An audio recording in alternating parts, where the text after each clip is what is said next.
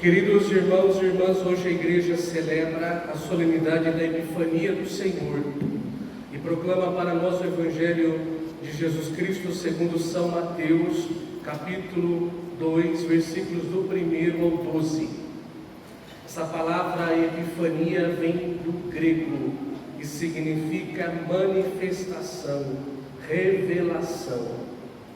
É a revelação, é a manifestação do mistério da encarnação a todos os povos. Isso significa Epifania.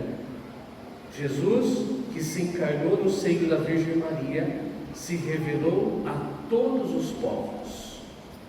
Então, no dia 25 de março, nós celebramos a solenidade da anunciação do anjo a Maria Santíssima. O momento em que Jesus Cristo ele se encarnou no seio da Virgem Maria. Dia 25 de dezembro, nós celebramos o nascimento desse Emanuel. E essa encarnação, o mistério da encarnação, foi revelado ao povo de Israel. Hoje, nós estamos dizendo, não somente ao povo de Israel, mas a todos os povos foi revelado então o mistério da encarnação. A segunda pessoa da Santíssima Trindade se fez carne e habitou entre nós. E o que diz o Evangelho?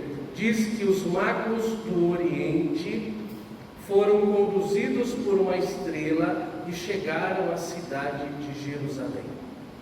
Os magos do Oriente, aqui significa aqueles que eram estudiosos dos astros, mas também aqueles que eram estudiosos da vida, que eram entendedores, que eram sábios, que eram conhecidos como sábios. Quando alguém tinha alguma coisa para perguntar, então iam até os sábios para perguntar sobre a vida, porque sabia que ele era um homem que estava atento aos sinais de Deus. E esses sábios do Oriente foram conduzidos por essa estrela. Essa estrela é um símbolo da ação de Deus para todos aqueles que buscam a verdade. Os sábios é símbolo da ciência, é símbolo da razão que busca a verdade. Então eles estavam buscando a verdade e eles perceberam que algo no céu estava diferente, que tinha uma luz que era distinta das demais, e eles foram seguindo esta luz, que é a ação de Deus, e chegaram a Jerusalém. Chegaram a Jerusalém e falaram com Herodes, o Grande, o rei da Judéia. E lá então, conversando com Herodes, diz o texto bíblico que ele ficou perturbado, porque o que ele queria não era encontrar o Messias. Herodes não estava a fim de conhecer a encarnação, o mistério da encarnação, de conhecer Jesus Cristo. Mas Herodes estava com medo de perder o poder, porque que história é essa de que um rei vai nascer aqui? Eu sou o rei daqui. E que história é essa que está nascendo um rei? Foi ele que depois também fez uma grande perseguição às crianças de Belém. E São José e a Virgem Santíssima tiveram que fugir para o Egito. Foi este Herodes que fez então a perseguição às crianças. O medo, né?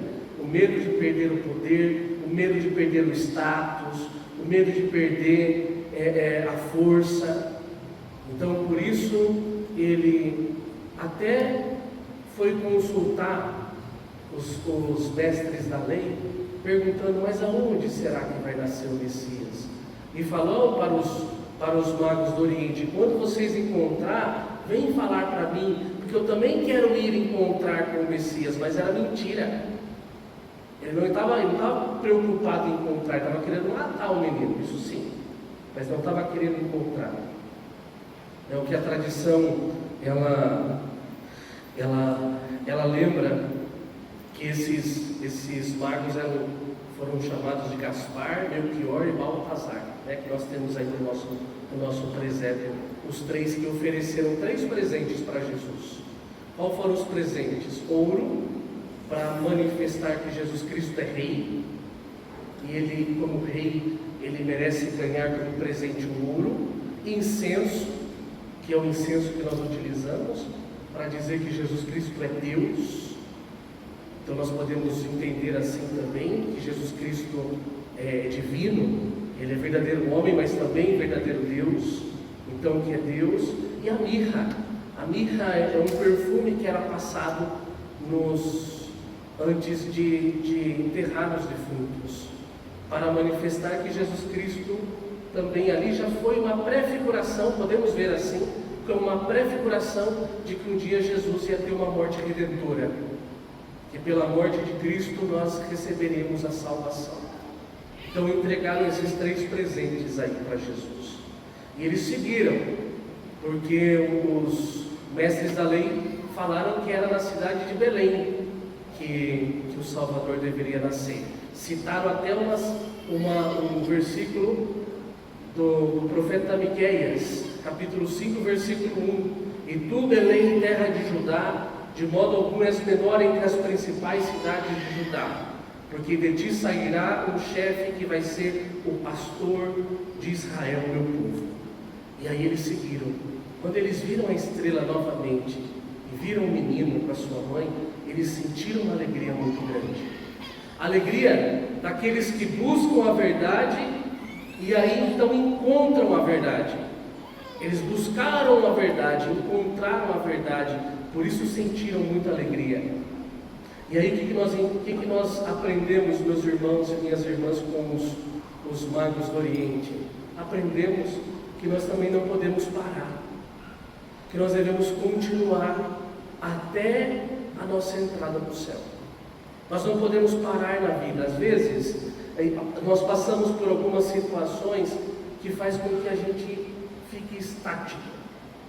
Então parece que nós estamos ali parados, não conseguimos mover mais, não conseguimos crescer, não conseguimos caminhar. Os magos do Oriente estão dizendo para nós: olha, precisamos continuar a nossa vida, precisamos caminhar. Que esse sofrimento não deixe você parado, mas que mesmo com esse sofrimento você possa seguir a sua existência aqui. Você tem uma missão neste mundo, não pode ficar parado. Nós temos que aprender a ler os sinais de Deus, assim como eles leram os sinais de Deus quando eles viram a estrela. Quantas coisas Deus nos oferece, quantas coisas Deus não faz para que a gente possa sentir os sinais que vêm dele.